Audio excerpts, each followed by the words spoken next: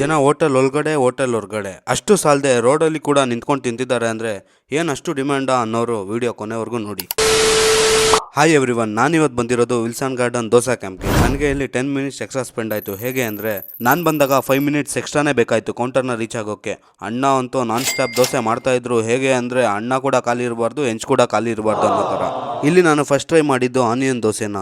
ಇನ್ನು ಆನಿಯನ್ ದೋಸೆ ಬಗ್ಗೆ ಹೇಳಬೇಕು ಅಂದರೆ ಕಾಸಿಗೆ ತಕ್ಕಷ್ಟು ಕಜಾಯ ಅನ್ನೋ ಥರ ಸಖತ್ತಾಗಿನೇ ಇತ್ತು.